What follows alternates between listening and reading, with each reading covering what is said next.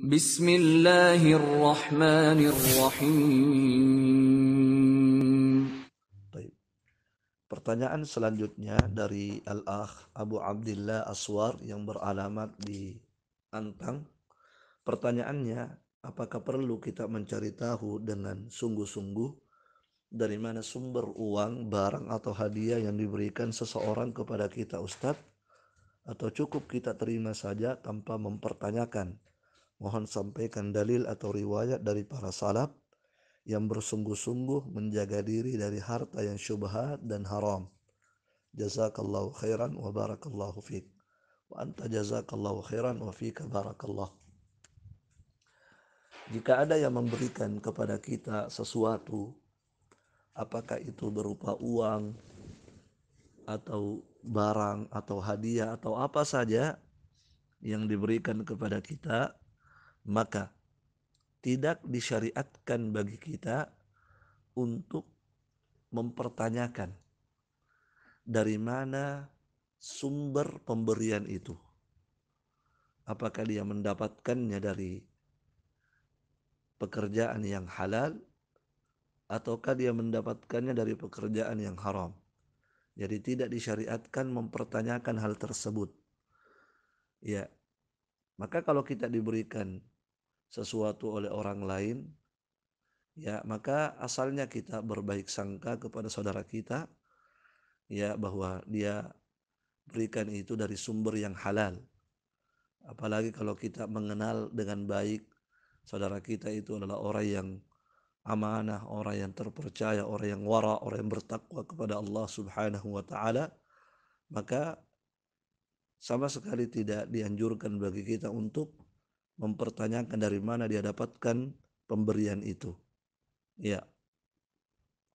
Walaupun misalnya yang memberikan kita ya bukan dikenal sebagai orang yang tidak bertakwa kepada Allah, orang yang fajir, orang yang gemar bermaksiat. Ya barakallahu fikum. Tetap kita tidak dianjurkan untuk mempertanyakan kepadanya dari mana kamu dapatkan ini. Ya, di antara dalilnya adalah Rasulullah Shallallahu Alaihi Wasallam itu sering diberikan hadiah oleh orang-orang Yahudi. Ya, dan orang-orang Yahudi dimaklumi ya, ikhwani fillah dimaklumi, ya bukan Muslim, kemudian mereka muamalahnya itu kebanyakan riba. Kebanyakan riba, dan riba itu muamalah ribawiyah adalah muamalah yang diharamkan oleh Allah Subhanahu wa taala. Dan kebanyakan penghasilan mereka dari riba. Tetapi ketika Rasulullah Shallallahu alaihi wasallam diberikan hadiah ya oleh orang-orang Yahudi, Nabi Shallallahu alaihi wasallam menerima hadiah tersebut dan Nabi tidak pernah mempertanyakan dari mana kamu dapatkan. Nabi tidak pertanyakan, tapi langsung Nabi terima kalau diberikan berupa hadiah. Ya, maka ini menunjukkan kepada kita bahwa siapapun yang memberikan sesuatu kepada kita, ya selama yang diberikan itu milik dia, harta dia, bukan milik orang, milik dia, harta dia, dan selama yang diberikan itu adalah barang-barang yang halal, bukan barang-barang yang haram, ya maka boleh kita terima dan kita tidak perlu mempertanyakan sumbernya dari mana. Ini yang pertama. Taib. Kemudian yang kedua yang ditanyakan di sini riwayat dari para salaf yang bersungguh-sungguh menjaga diri dari harta yang syubhat dan haram. Kalau kita melihat riwayat-riwayat dari para salaf, bagaimana mereka bersungguh-sungguh menjaga diri mereka dari perkara yang haram, kita bisa lihat salah satu contoh dari seorang ulama as-salaf, bahkan dikenal sebagai ulama besar di masanya, ya selevel dengan Imam Malik rahimahullah. Beliau bernama Sufyan Ats-Tsauri, Sufyan ibnu Sa'id Ats-Tsauri rahimahullahu taala. Ya, suatu ketika beliau diamanahi untuk menjaga sebuah kebun kurma yang ada di Basrah. Ya, sebuah kebun kurma yang ada di Basrah. Ya, ketika beliau menjaga kebun kurma tersebut, tiba-tiba ada orang yang lewat dan bertanya. Ya, dia bertanya kepada Sufyan Ats-Tsauri rahimahullah. Ya, apa kata orang tersebut? Ya Syekh, ya Syekh, yang sini yang dimaksud adalah orang tua ya. Sebab saat itu beliau tidak tahu, yang bertanya ini tidak tahu bahwa itu adalah seorang ulama. Nah, dia bertanya, ya Syekh, maksudnya ya wahai orang tua, yang manakah lebih manis? Rutobnya Basrah atau rutobnya Kufah? Rutob itu kurma yang masih basah ya, masih muda. Ya, itu namanya rutob. Kalau kurma yang sudah tua, itu namanya tamar. Ya, tapi kalau masih muda, itu namanya rutob. Maka ditanyakan kepada Sufyan Ats-Tsauri rahimahullah, ya Syekh, yang manakah lebih manis, rutobnya Basrah atau rutobnya Kufah? Apa jawaban Sufyan Ats-Tsauri? Saya tidak tahu. Ya, kalau rutobnya Kufah saya pernah cicipi yang manis. Tapi kalau rutobnya Basrah saya tidak tahu karena saya belum pernah cicipi. Ya, saya belum pernah cicipi rutobnya Basrah sehingga saya tidak bisa membedakan yang mana lebih manis. Ya. Maka yang bertanya itu ya berkata, "Loh, di mana kamu ini? Kamu sekarang posisinya sebagai penjaga kebun kurma, tapi kok kamu tidak tahu bagaimana rasanya rutobnya Basrah? Sementara kamu ini sudah menjadi penjaga kebun." Ya, maka Sufyan Ats-Tsauri rahimahullahu taala berkata, ya saya tidak pernah merasakan, saya tidak tahu bagaimana rasanya rutobnya Basrah sebab saya tidak pernah mencicipinya. Ya, adapun saya sebagai penjaga kebun kurma, saya hanya ditugaskan untuk menjaga. Tetapi tidak ada izin untuk memakan isi kebun kurma ini. Jadi saya hanya posisi sebagai penjaga, ya, maka saya harus menunaikan amanah sebagai seorang penjaga dan tidak ada izin dari tuan saya untuk untuk mencicipi walaupun hanya satu biji rotopnya Basrah ini. Subhanallah, ini bentuk bagaimana kesungguhan para ulama as-salaf dalam menghindari hal-hal yang diharamkan oleh Allah Subhanahu wa taala.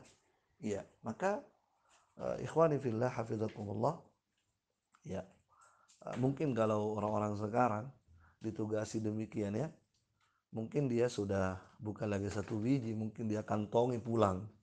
Ya, sebab itu kan tidak kelihatan ya kalau diambil. Mungkin dia sudah ambil satu kilo, 2 kilo dikantongi pulang, dibawa pulang ya.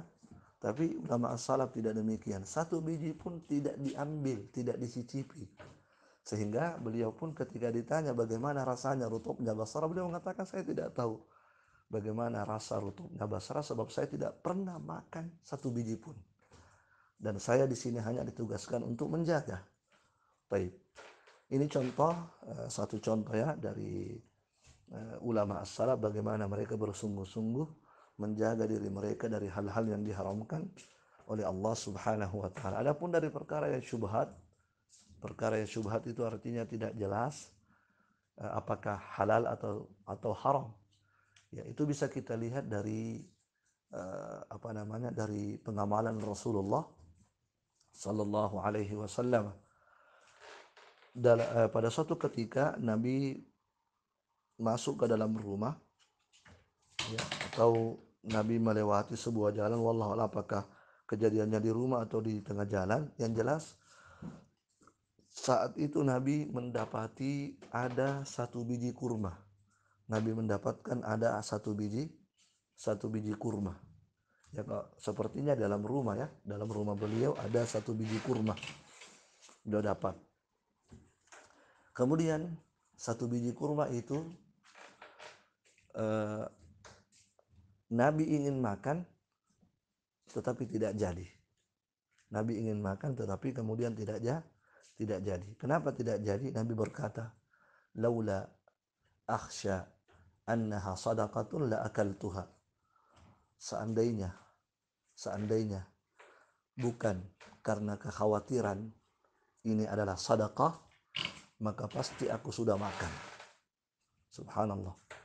Ya, aku tidak makan ini, aku tidak jadi makan. Kenapa? Karena aku khawatir jangan sampai ini adalah sedekah.